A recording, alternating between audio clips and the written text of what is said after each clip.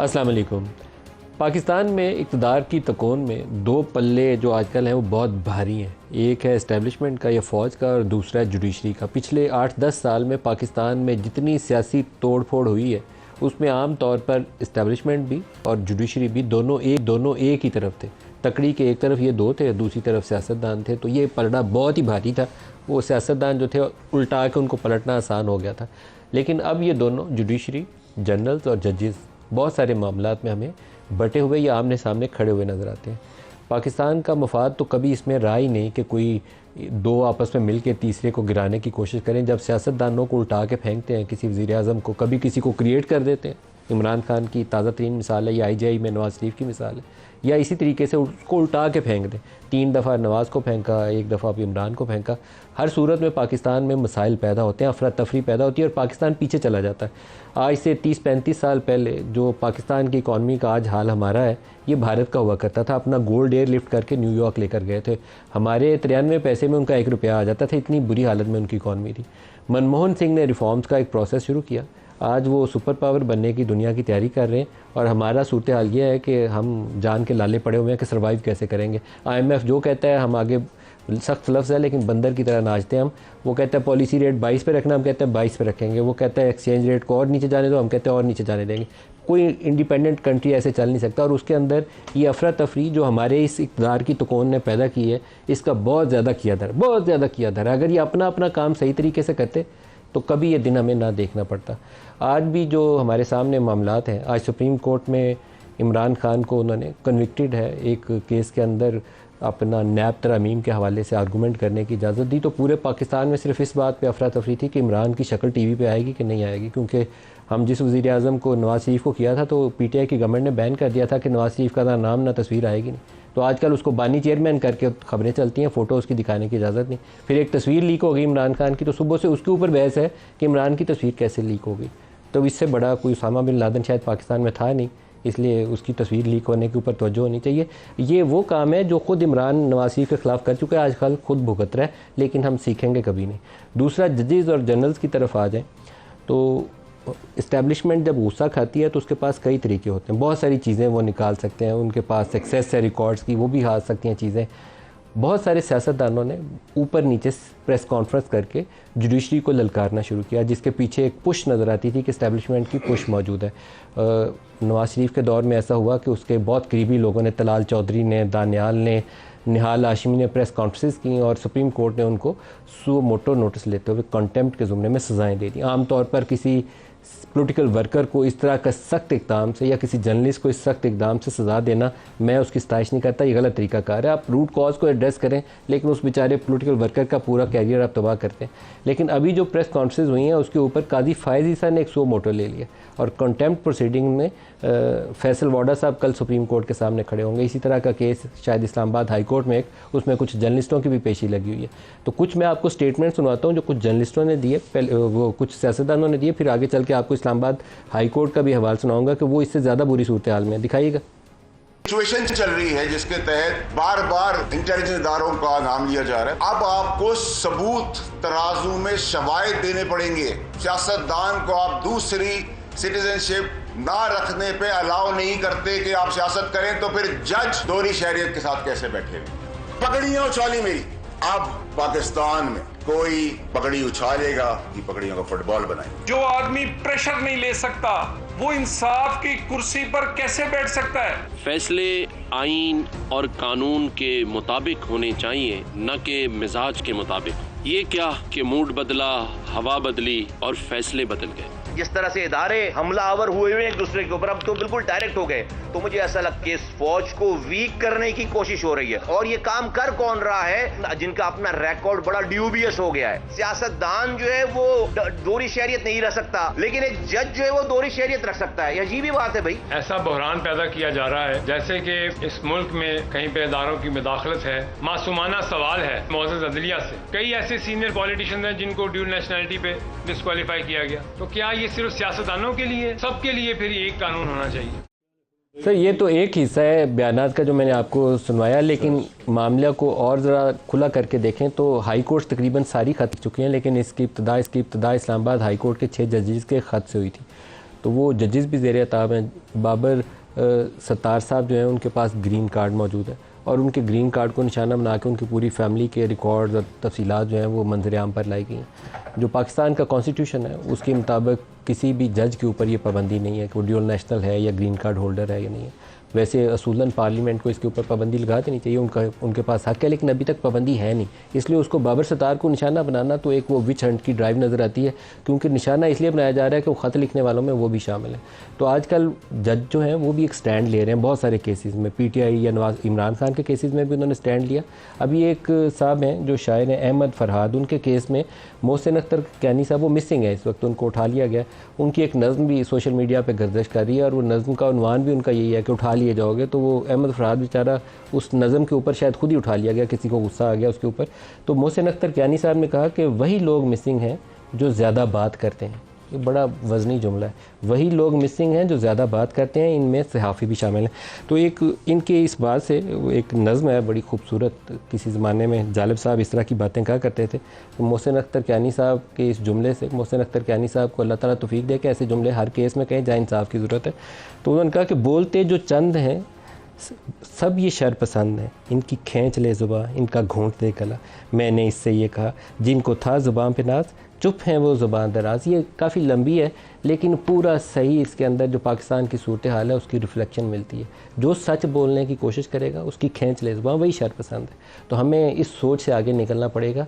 ये जो सच बोलने वाले शर पसंद है ये पाकिस्तान की मजबूती का सबब है, पाकिस्तान को कमज़ोर करने का सबब नहीं है। जो आज शुरा है प्रोग्राम में हमारे साथ फतियाना साहब हैं पाकिस्तान तहरीक इंसाफ से, कमरजमान कायरा साहब हैं पाकिस्तान पीपल्स पार्टी से और खुरम दस्तगीर साहब हैं हमारे पास PMLN के सीनियर रहनुमा हैं। सबको प्रोग्राम में खुश आमदीद कहता हूँ। फतियाना साहब, जजेस और जनरल्स और ये प्रेस कॉन्फ्रेंस जो ऊपर नीचे ढेर सारी हुई, नतीजा क्या निकलेगा? टकराव?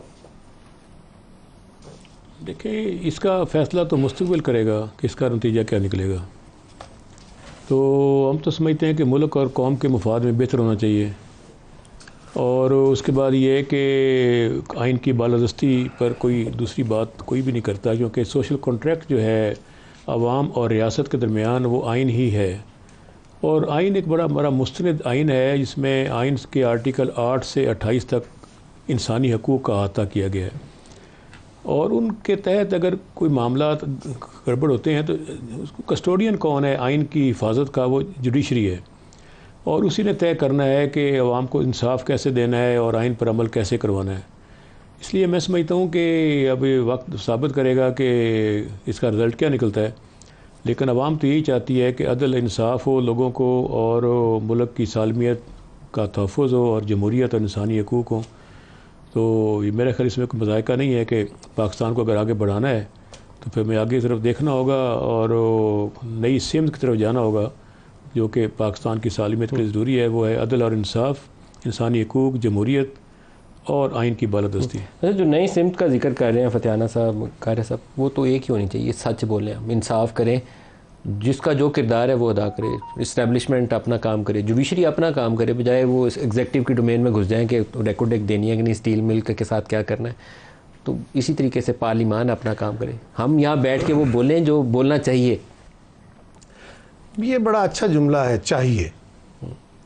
ये बड़ा आसान सा जुमला होता है, कह दें कि ये होना चाहिए। मैं भी कर रखा है और ये काम होना चाहिए। मैं भी ये दो जुमले बड़े वजनी है पाकिस्तान में। मैं भी यही कहता हूँ, सियासतदान भी यही कहता है, हुक्मरान भी यही कहता है, जज भी यही कहता है।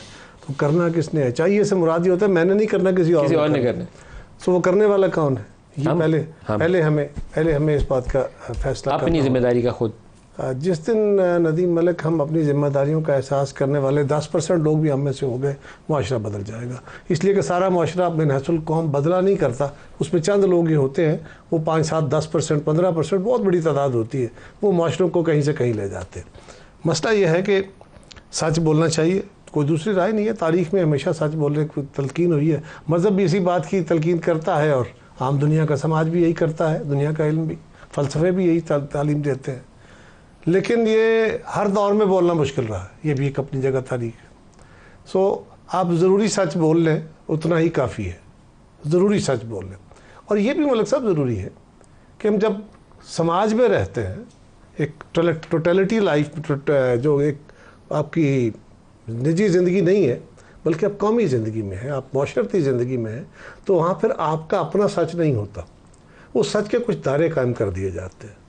मैं समझता हूँ एक बात सच है तो मुझे पहले अपने सच को डिटर्मिन करना होगा, तब उसको बयान करना होगा। इसलिए कि अगर मेरा सच किसी दूसरे को हर्ट करता है और मेरा सच मेरी हद तक तो दुरुस्त है, यानी मेरी इन्फॉर्मेशन तक, लेकिन वो एक्चुअल दुरुस्त नहीं है और दूसरे को तकलीफ़ देता है, या उससे कोई और हर्ट होता है या कौमी मफाद हर्ट होता है, तो यकीनन ऐसी चीज़ों के लिए कुछ दायरे खींच दिए जिनको कानून कहते हैं।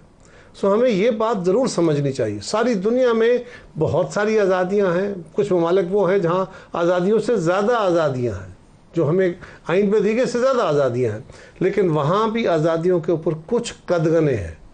कदगनों के साथ साथ कुछ जिम्मेदारियाँ भी हैं। वहाँ पे ना उनको जो उन आज़ादियों को या इस सच्चाइयों को जांचने वाले कवानीन होते हैं, अगर वो कोई मिसयूज़ करता है, उन आज़ादियों को अब्यूज़ करता है, तो फिर डेफेमेटरी लॉज है या अदरवाइज लॉज मौजूद है। हमारी रियासत के अंदर ना तो वो कानून है, जज साहिबान के अपने केसेस आ गए हैं तो अब सब बड़ा तेज़ी से काम हो गया है। यही बातें आप भी कहते रहे, मैं भी कहता रहा, हम चीखते रहे, हमारी कोई नहीं किसी ने सुनी। आज भी मुल्क के अंदर ऐसा कुछ होता रहा है। देखना ये चाहिए कि मुल्क के अंदर कानून सब के लिए बराबर हो। आज जो अदालत, मुझे बहुत अदब के साथ मुझे सुप्रीम कोर्ट का बड़ा एहतराम है और मुझे इमरान खान साहब से मुझे कोई इख्तलाफ नहीं है, मैं उनका नाम भी लेता हूँ और मेरे पे कदगन नहीं लगेगी, मैं नहीं रुकूंगा इस बात से।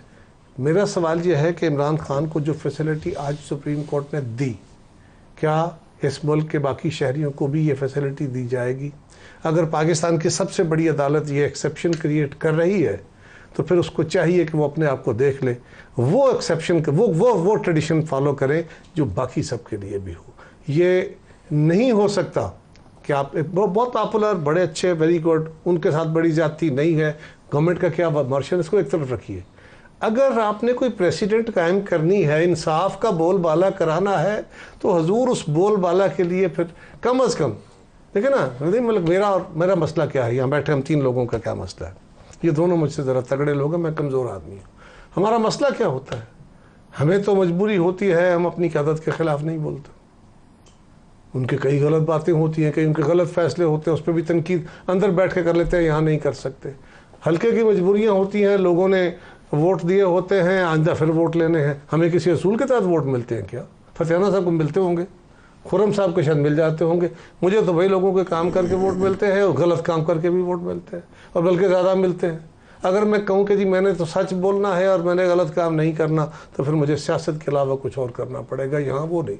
अभी अब जिस समाज में रह रहे हैं उसी के अब जो मेरिट्स है उसी के मुताबिक चलना होगा। सो हमें सब कुछ कोशिश तो ज़रूर करनी चाहिए, लेकिन जज साहिबान के ऊपर ऐसी कोई कदगने नहीं है। 65 साल की उम्र तक जब रिटायर होंगे तो वो पेंशन के साथ होंगे, उनको जनरल प्रोटेक्शन मुझसे ज़्यादा अवेलेबल होगी और उनके पास बहुत सारे सहारे मौजूद होंगे। लिहाजा उनसे तवक्को की जाती है, जिस तरह मुझसे तवक्को की जाती है सियासी कारकुन, कि मैं आगे बढ़ के लोगों के हकूक़ का निगहबान बनूं और सच बोलूं। आपसे ये तवक्को की जाती है कि आप कौम को सही खबर दें। इसी तरह एक जज से और आला ओहदे पे बैठे जज से ये तवक्को की जाती है कि फिर वो अपने पाँव पे वज़न डालें और वहाँ बैठ के सच बोलें। अभी पाँव पे वज़न डालने की कुछ जजों ने कोशिश की है खुर्रम साहब, और जो 6 जजों ने ख़त लिखा वो भी ज़ेर ताब है।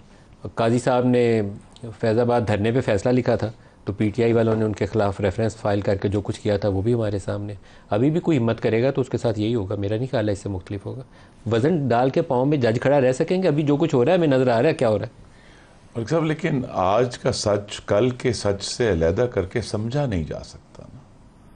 अब कल का सच ये था कि आज जो 2 आज भी मौजूद हैं सुप्रीम कोर्ट के सीनियर जजेस हैं, उनमें से एक ने अपने इख्तलाफी नोट में लिखा था कि ये एक इम्पीरियल जुडिशरी है, ये साम्राज्य सुप्रीम कोर्ट है।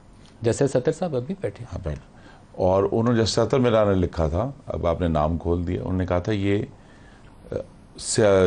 इंसाफ की कबा पहने सियासतदान है, these are politicians in ropes.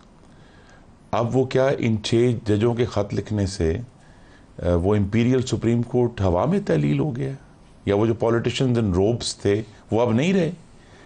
तो लिहाजा जो अदलिया की खुद मुख्तारी है,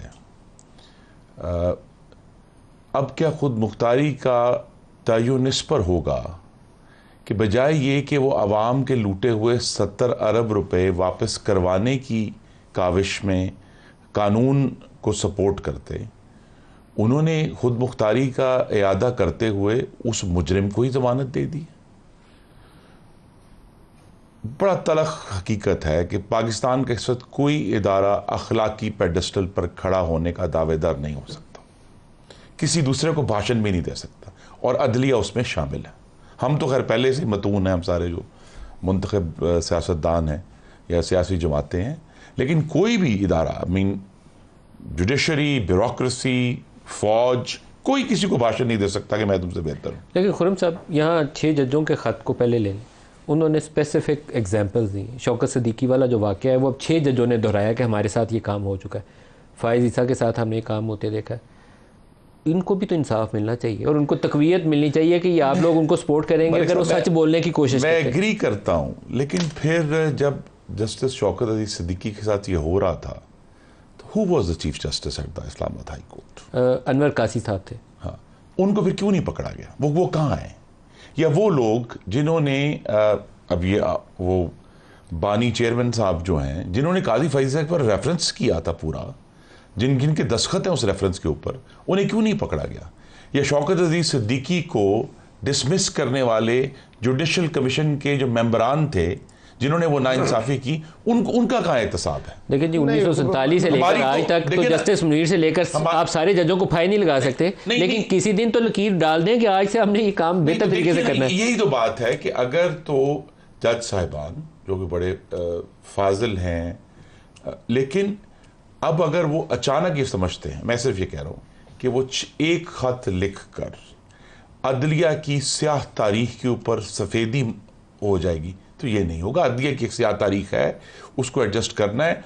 और मैं फिर कहूँगा जुडिशल इंडिपेंडेंस, मुझे ज़्यादा खुशी होगी, मतलब मिसिंग पर्सन केस का अपने हवाला दिया, यस उसमें आनी चाहिए, और जो ह्यूमन राइट्स के केसेस उसमें आनी चाहिए, लेकिन जब जुडिशरी पार्लिमान वाले क्यों नहीं खड़े होते? पार्लिमान अहमद फरहाद जो एब्सोल्युटली इस्लामाबाद का केस है ना, तो आप लोगों ने क्यों नहीं उठाया पार्लियामान के अंदर? पार्लियामेंट इन सेशन थी, ये है हमारी गलती है। एक बंदा मिसिंग हो ना 25 करोड़ में से, तो आपको आवाज उठानी चाहिए। कैपिटल में से मिसिंग है, सबको इतराफ करना चाहिए का लफ्ज़ मैं नहीं इस्तेमाल कर रहा थी। ये हमारा फर्ज है कि हम ये आवाज़ उठाएं, लेकिन एज आई सेड, अब अगर वो जज साहिबान जिन्होंने पार्लियामान का बनाया हुआ एक्ट जो है आखिरी दिन आके जो है वो उसको सेट असाइड कर दिया, या जिन्होंने अपना फैसला उल्ट कर अगस्त 2022 में पंजाब हुकूमत उल्ट दी, उनका क्या एहतसाब है? उनको किसी ने पूछा है? कोई नहीं पूछेगा उनसे।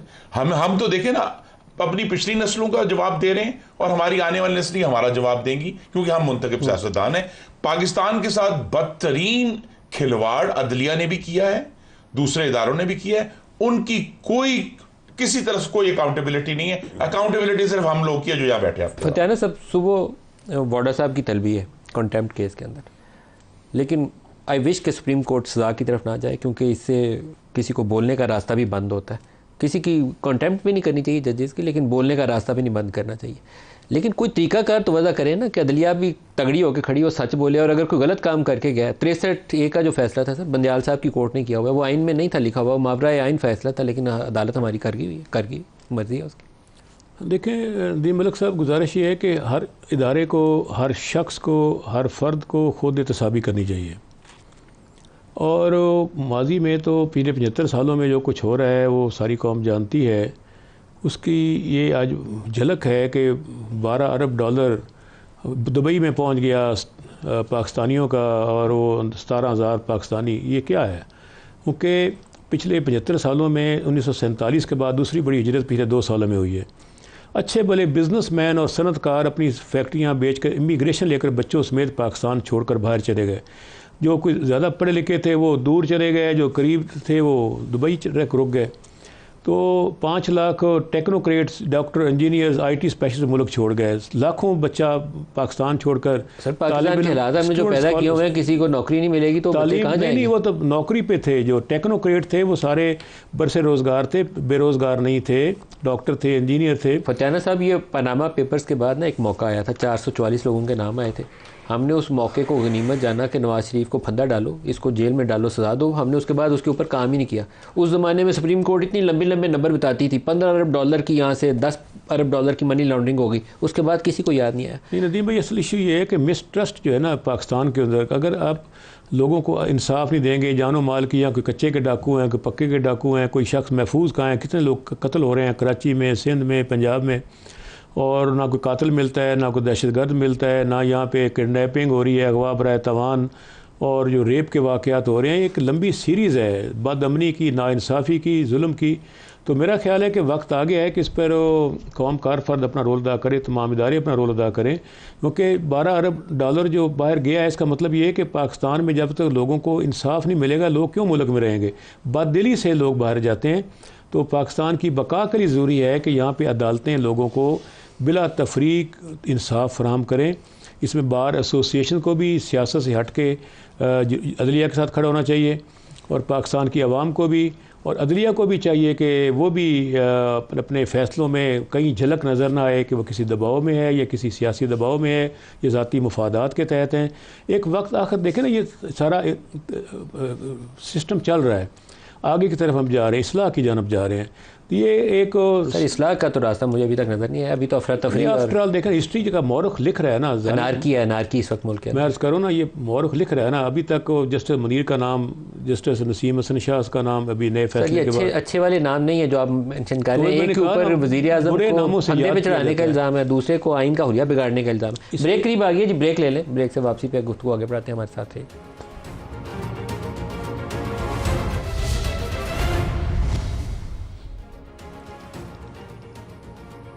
प्रोग्राम में दोबारा खुशामदीद कहते हैं।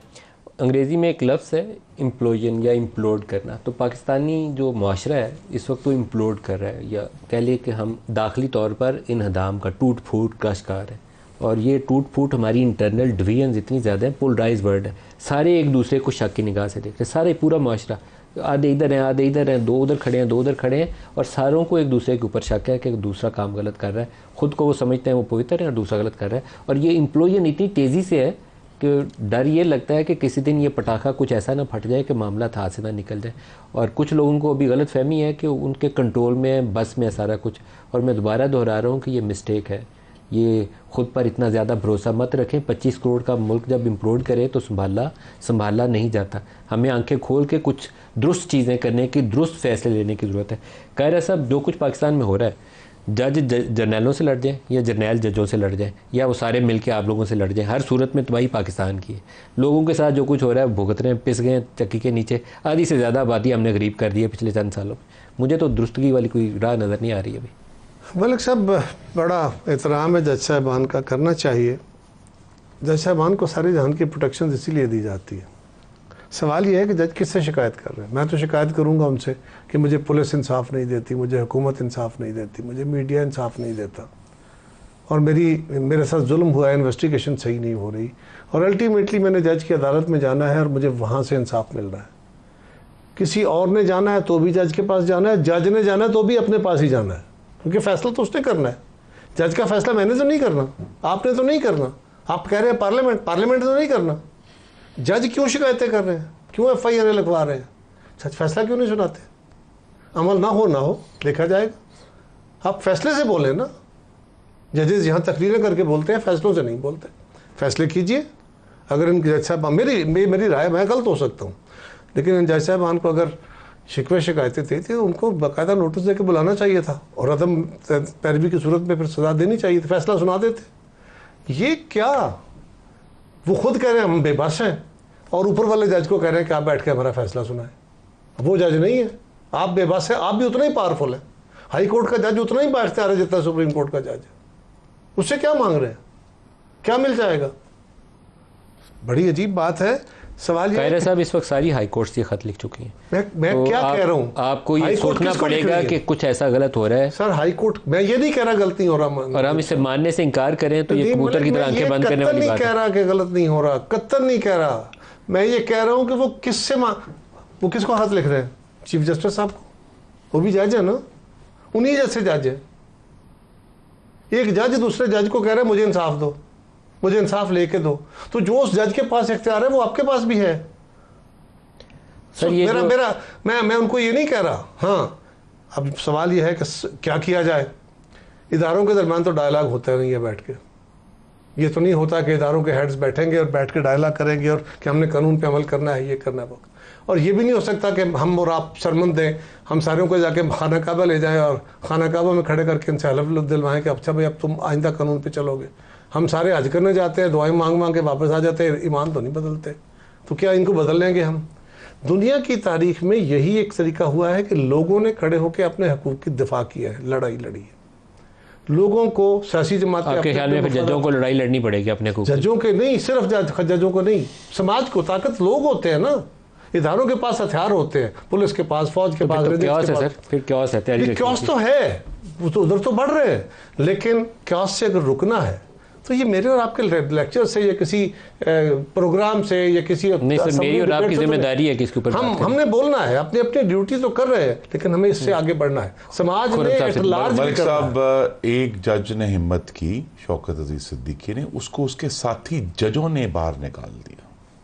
मैंने बाहर निकाला, पार्लियामान के फैसले से वो क्या था या इंतजामिया के फैसले से क्या था? उसको अपने उसके जजों, वो वाहिद शख्स जिसने नेम एंड शेम किया कि उसने कहा कि ये बंदा आया मेरे घर पर आया, उसने मुझे ये बात की, ये शख्स जिम्मेदार था, उसको उसके साथी जजों, अभी भी 6 जजों ने यही काम किया। हाँ ठीक है, मुख्तलिफ काम नहीं किया। हाँ। और मेरा ख्याल है कि उनका अंजाम कार कोशिश हो रही है कि उसी तरह का हो जैसे शौकत अजीज सिद्दीकी का हुआ था। मेरी इस्तदाई, आपकी हुकूमत भी उसमें शामिल है। मेरी इस्तदाई ये है कि फिर अगर ये भारी पत्थर उठाना है खुद मुख्तारी का, फिर इन 6 जजों में से किसी एक या 2 को अपनी अदालत में ये केस खुद चलाना होगा।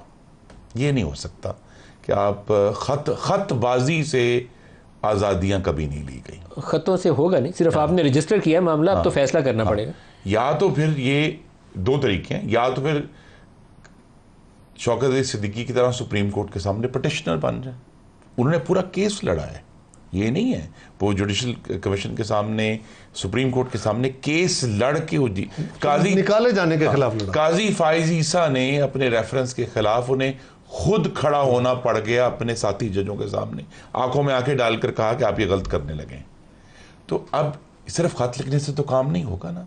और यही मैं कहूँगा कि अगर अखलाकी पेडेस्टल की सीढ़ियाँ चढ़नी है तो फिर इस तरह ये नहीं हो सकता कि फिर आपको खतरा कोई मोल ना सर, पाकिस्तान में पता चाहिए, हाँ, डॉक्टर शाहिद मसूद को हथकड़ियाँ लगा के तो कई महीने ज़मानत नहीं थी मिल रही। इसी इस्लामाबाद हाई कोर्ट से, मैं उस केस में कौन कौन जज था उनका नाम नहीं लेता, अभी भी कोई 2 जर्नलिस्ट साथी हैं, एक हमारे शायद तल्ला साहब हैं, उनको भी नोटिस हुआ। मैं सख्त उस चीज़ के ख़िलाफ़ हूँ। आप ज़ुबान बंदी की कोशिश कर रहे हैं, आपको इंसाफ की कोशिश करनी चाहिए, ज़ुबान बंदी की कोशिश नहीं करनी चाहिए। और जजों को जहाँ हक सच में पूरा आप लोगों को साथ देना चाहिए। यस, तो अब कोई अगर केस चलाएगा तो सब खड़े होंगे साथ। नहीं, आप नहीं खड़े होंगे। हाँ, क्यों नहीं खड़े होंगे? आप लोग फैसिलिटेट करेंगे। ये पाकिस्तान में ट्रेडिशन रही है कि जो इक़्तिदार में बैठा होता है, इमरान खान ने काजी फायज़ ईसा के ऊपर रेफरेंस फाइल किया था, अब वो 6 जजों की आवाज़ उठा रहा है। ये सूट करता है उसको, उन जजों की अब आवाज़ उठाना। आप लोगों को अब सूट करता है काजी फायज़ ईसा का साथ देना। यही प्रॉब्लम है पाकिस्तान में, हम कभी दुरुस्त काम करना चाहते ही नहीं है। नहीं, देखिए ना, मैं यही तो कहता हूँ, दुरुस्तगी हमारी तो 1000 तरीकों से होती है, जेलों से भी होती है, केसों से भी होती है। नहीं, जेलों में आपको विक्टिमाइज किया जाता है, आपकी इस्लाह के लिए जेल में नहीं डाला जाता। हमारे कारोबार और घरों की तबाही के जरिए होती है, ये आपको पनिश किया जाता है। ठीक है, लेकिन अब अगर ये दुरुस्तगी होनी है, अगर ये फैसला इन 6 बहादुर जजों ने कर लिया है, तो फिर ये भारी पत्थर उठाना पड़ेगा। उठाना तो पड़ेगा, ये नहीं हो सकता कि अगर खड़े नहीं होंगे तो पीछे जाएंगे। ये फतियाना साहब जो है ना, ये भारी पत्थर उठा ले, नहीं उठाना खुद ही मैंने इनको खत लिख दिया, ये भारी पत्थर उठाए। तो लिहाजा ये अगर आगे बढ़ना है, और दूसरा एक चीज जो इस पूरे डायलॉग में मिसिंग होती है, अदलिया को अपनी, चाहे वो खुद मुख्तारी हम सबको अजीज है उनकी, लेकिन पार्लियामान की, हम चले उसको सुप्रेमेसी नहीं कहते, लेकिन उसकी जो प्रीपोंडरेंस है अदलिया के बारे में कानून साजी की, उन्हें एक्सेप्ट करना पड़ेगा। अवाम के लोग जो नुमाइंदे हैं, उनका ये हक और फ़र्ज़ है कि वो अदलिया के बारे में कानून साजी करें। ये आप याद रखें कि हमने जब भी कोशिश की, और कायरा साहब मुझसे बहुत बेहतर इसके गवाह हैं, जब भी हमने कोशिश की कि इसमें दुरुस्तगी आए, रिएक्शन आया अदलिया से। उन्होंने कहा जी आप हमारी खुद मुख्तारी पे। द थिंग इज़, आज भी जुडिशल कमीशन जो है, जो एक आईनी तरमीम के तहत वजूद में आया था, उसकी असलियत फ़र्क थी। हम पे एक छुरी रखकर जस्टिस इफ्तिखार से डर के मारे तो तरमीम की नहीं करनी चाहिए थी। नहीं, ये करनी चाहिए थी मलिक साहब। और बात है, एक छोटी सी गुजारिश, ये जो पार्लिमान है ना, मैं इन्हीं की बारी है, मैंने अभी तो इंटरप्ट इसलिए किया कि बातें और निकल जाएगी। पार्लिमान क्या ये इंसाफ का ऐवान है? अभी तो नहीं कर रहा, कभी ये इसने इंसाफ करता है? शायद किया। ये तो दुनिया के बहुत सारे मुल्कों में वो जो कामयाब ममालिक है वहाँ भी पूरी तरह नहीं करता। सो एब्सोल्यूट इंसाफ हमारे जैसे मुल्कों में कहाँ होना है। सो वो हर एक ने अपनी अपनी जगह पे खड़े होकर इंसाफ की बातें करनी है। लेकिन मैंने पहले भी कहा ना कि इसके लिए समाजी तहरीकों की ज़रूरत है। अपनी क्लास में आप भी चंद लोग हैं, हमारी क्लास में भी चंद पागल होंगे बैठे हुए, बोलते रहेंगे। जी, मैं कमरुज़्ज़मान कैरा साहब और खुर्रम दस्तगीर साहब की बात से फुली इत्तफाक करता हूँ कि अवाम को शऊर और आगाही हासिल करनी चाहिए और अपने पाँव पे खड़ा होना चाहिए। इसमें सोशल मीडिया ने बड़ा वाइटल रोल अदा किया है और काफ़ी इन्फॉर्मेशन जो छुप जाती थी वो अब छुपाई नहीं जा सकती। एक ये जो सोच है कि सानू की, तो सानू की से अब बात बढ़ेगी नहीं, चलेगी नहीं। तो ज़रूरत इस बात की है कि वैसे भी हमारी अक्सरियत नौजवानों की है। अब तो पहली दफ़ा ख़वातीन में भी बहुत शऊर आया है, नौजवानों में बड़ा शऊर है। और इन हालात में अगर आप चाहें कि इस कौम को फिर माजी में 20 साल पीछे ले जाएं, वो अब हो नहीं सकता। अब हर कदम आगे ही बढ़ना है। तो मैं समझता हूँ कि जिसके भी आप असरात देखना शुरू हो चुके हैं, तो वक्त का तकाजा यही है कि हर शख्स अपना फ़र्ज़ कौमी फरीज़ा अदा करे। सर, कहने से नहीं होगा, माजरत के साथ ये कहने से नहीं होगा। मुझे लगता है कि कोई पटाखा ना फट जाए, मुझे खौफ, एप्रीहेंशन है मेरी, क्योंकि सीधे सीधा हम लड़ रहे हैं और डंडे से चीज़ों को ठीक करने की कोशिश कर रहे हैं। कोई काम डंडे से नहीं ठीक हो सकता। डंडा एक किसी हद तक इस्तेमाल में होता है, लेकिन जब आप लार्जर स्केल हो जाए ना, तो उसमें आप डंडा काम नहीं आता, उसमें हिकमत काम आती है। सियासतदान भी आपस में डायलॉग करें और तमाम स्टेक होल्डर्स आपस में डायलॉग करें, मुज़ाकरात करें। आपकी बात दुरुस्त है कि इससे पहले कि बहुत देर हो जाए, तो सबको बैठना चाहिए मुल्क और कौम के मुफाद में, जमहूरियत और आइन की बालादस्ती के लिए। तो ये वरना टाइम बहुत आगे चला जाएगा। तो यही वक्त है, मेरा ख्याल है कि 2024 का पार्लियामेंट के अंदर और पार्लियामेंट के बाहर एक डायलॉग स्टार्ट होना चाहिए और एक नया charter of democracy, charter of economy, charter of social uplifting, humanity, ये सारी चीज़ें लेकर आगे चलना होगी, तभी ये मुल्क का मुस्तकबिल सर। मैं बड़ा ख्वाहिशमंद था कि पीटीआई की टॉक्स हों पीपल्स पार्टी से, नून लीग से, और सियासतदान हल निकालें, लेकिन मैं अब नाउमीद होता जा रहा हूँ। मुझे लगता यह है कि अब किसी सीधे रास्ते से हमने आगे सीधा नहीं होना। कोई गलत काम होगा, कोई पटाखा फटेगा तो किसी के जिम्मे लगाते हैं। कौन है जिम्मेदार? मेनली हम सारे जिम्मेदार हैं। मैं अपनी जमात की जिम्मे लेने को तैयार हूँ। मेरी जमात की क़यादत हमेशा हर जगह पे खड़े होकर कह चुकी है, डायलॉग के लिए गालियाँ खा के भी कह चुकी है, खुर्रम साहब की क़यादत भी कह चुकी है, बाकी जमातें भी। अब अगर इमरान खान साहब जाके फ़ौज से डायलॉग करना चाहते हैं, बिल्कुल वो नहीं से करना, और वो इसलिए कर, आप ज़रा गौर करें वो डिमांड क्या कर रहे हैं। हमारे मुल्क के अंदर और हमारे जैसे मुल्कों के अंदर ग्रोइंग डेमोक्रेसीज़ में इंस्टीट्यूशंस की मुदाखलतें होती हैं और वो आस्ता आस्ता जो आपका लेवल ऑफ डेमोक्रेसी इंक्रीज़ करता है वो बेहतर होता जाता है। लेकिन आज आप डिमांड क्या कर रहे हैं?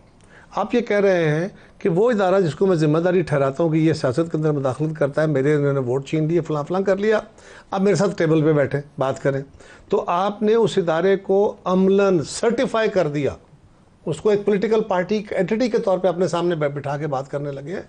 आप तो तबाही की दास्तान दिखने लगे, बजाय इसके कि हम उसको कहें कि भाई आप मेहरबानी करें और ये ग्रेजुअली आप इस अमल से बाहर निकल जाएं। हम उसको बाकायदा एक एंटिटी के तौर पे बिठाने लगे हैं। ये डिमांड कर रहे हैं इमरान खान। मैं इमरान खान से मेरा कोई ये नहीं है कि मैं बार बार उनका नाम ले रहा हूँ, लेकिन सवाल ये कि डिमांड क्या हो रहा है। हम तो सारे कह रहे हैं, कब से हम गालियाँ खा रहे हैं। पहले दिन जब 2018 की असम्बली बनी थी उस दिन स्पीचेस उठा लीजिए, हमने उस दिन भी कहा था और गालियाँ पड़ी थी, आज तक कहते हैं और गालियाँ सुनते आ रहे हैं। एक काम करें, आप खान साहब को और फतेहाना साहब दोनों मिलकर खान साहब को बना दें, बाकी जमातों के साथ हम तरला कर लें। सर, इमरान खान को जिन्होंने इस राह के ऊपर ट्रेंड किया था कि ओए नवाज शरीफ डाकू, सबसे ज्यादा इस वक्त मुश्किल में वही है सर, होंगे। और ये प्रॉब्लम है, जब तक हम इसको एड्रेस नहीं करेंगे तो कल को कोई और निकलेगा, ओए इमरान खान, ओए नवाज शरीफ, ओए जरदारी, कोई और निकलेगा, लेकिन हम सीधे नहीं होंगे इस तरीके से। लफ्ज़ बदल जाएंगे ना, लफ्ज़ बदल के आप बातें करते हैं। जो इस वक्त की ऑपोजिशन है, हम मैन्युफैक्चर कर रहे हैं सर डेमोक्रेसी माजरत के साथ, ये एवोल्यूशनरी प्रोसेस हम इसको मैन्युफैक्चर कर रहे हैं अपनी पसंद के इम्पोज कर रहे हैं, इम्पोज कर रहे हैं। आप ज्यादा पीछे नहीं जाते, 18 साल पीछे जाते हैं। 2006 में जब शहीद बेनज़ीर भुट्टो और मोहम्मद नवाज शरीफ ने एक चार्टर ऑफ डेमोक्रेसी साइन किया था, वो क्या था? Sir it was not a perfect model. Sign होने के बाद दुबई में बीबी के मुशर्रफ से मुज़ाकरात हो रहे थे। मॉडल की बात नहीं कर रहा थी। वो क्या था? वो ये था कि हम एक दूसरे के हरीफ हैं, दुश्मन नहीं है। हम एक दूसरे को ख़त्म नहीं करना, एक दूसरे के साथ को एग्जिस्ट करना है, मुखालफत करते हुए, हरीफ होते हुए। ये बात अभी बानी चेयरमैन को समझ नहीं आई। वो अभी भी अपने घोड़े पर बैठे हैं और कहते हैं कि मेरे अलावा सब डाकू हैं, चोर हैं, जानवर हैं, गद्दार हैं, काफिर हैं। अब वो जो बाहमी एहतराम जो 18 साल पहले हमारे लीडरों ने आपस में डिस्कवर किया था बहुत मार खाने के बाद, जब तक ये भी उसको डिस्कवर नहीं करते बात नहीं हो सकती। एहतराम करना पड़ेगा। ठीक है, इन्हें 31% वोट पड़ा है, पर 69% वोट उनके खिलाफ भी तो पड़ा है। अब वो जो 69% वोट यहां बैठा हुआ है, उसकी कोई एहतराम नहीं है, उसका कोई तौकीर नहीं है, उसका कोई जो है तकद्दुस नहीं है। एक दूसरे के जो अवामी, और ये नहीं है कि जो है कायरा साहब की कोई खास इज्जत करनी है इन्होंने या मेरी खास, उस वोटर की, पाकिस्तानी वोटर खातून मर्द की इज्जत करनी है जिसने हमें वोट डाले। बामी एहतराम अगर हम मानेंगे तो हम आगे चल सकेंगे। और जिस प्रॉब्लम की तरफ बार बार इशारा करते हैं उसको एड्रेस करना शुरू होंगे। और एक बात कह दूं जो इनकी बहुत बड़ा इशू है, मुहज़्ज़ब गुफ्तगू सियासत में इनके ख्याल में मिली भगत और मुकमुका है। ये बात हमने बड़ी मुश्किल से सीखी है कि हम एक दूसरे की मुखालफत करेंगे। हम भी ऐसे ही हैं, हम हमारी जमातों के अंदर भी हमारे ये जो बाहमी एहतराम है, जब तक हम इसको नहीं मानते तो फिर हम अदलिया की भी, देखिए अदलिया की खुद मुख्तारी की भी आखिरी जो उस हिफाजत है ना, पार्लियामान है, खुद नहीं। देखिए मैं तो एक तो खुर्रम दस्तगीर साहब और कमरुज़्ज़मान कायरा साहब को मुबारकबाद दूंगा कि उन्होंने 47 बदलवाया नहीं और रिज़ल्ट को कबूल किया। अगर तो फार्म 45 पे जाएं तो हम 70% पे हैं, 47 पे जाएं तो हम कम हो जाते हैं। चलो 30% का भी एहतराम कर दीजिए, 70 रख लीजिए, 30 का तो एहतराम है ना। नंबर 2, मैं समझता हूँ कि समझने में गलतफहमी हो रही है। इमरान खान या पाकिस्तान तहरीक इंसाफ ने कभी डायलॉग का रास्ता बंद नहीं किया। हम हर शख्स के साथ, हर जमात के साथ, हर इदारे के साथ पाकिस्तान के अवाम के मफाद की खातर, मुल्क की सालमियत की खातर, आइन और कानून की बालादस्ती की मुताबिक की खातर, जो जेलों में बंद पड़े हुए हैं 1-1 साल से लोग, उनकी रिहाई की खातर हम हर एक से डायलॉग करने के लिए तैयार हैं। एक जुमला इमरान खान से कहलवा दीजिए। एक नहीं, उनका जुमला एक ही है, पीपल्स पार्टी और नून लीग से नहीं, ये क्या है ना, आप कहते हैं मुज़ाकरात, आप एक जुमला उनसे कहलवा दीजिए। नहीं कहेंगे, आप कहें मैं कहूँ, इसकी क्या हैसियत होती है? सवाल ये है कि वो करें। रियाज फतेहाना साहब, कमरुज़्ज़मान कायरा साहब, खुर्रम दस्तगीर साहब, आप सबका बहुत शुक्रिया। आज के लिए इतना इजाज़त दीजिए। अल्लाह हाफ़िज़।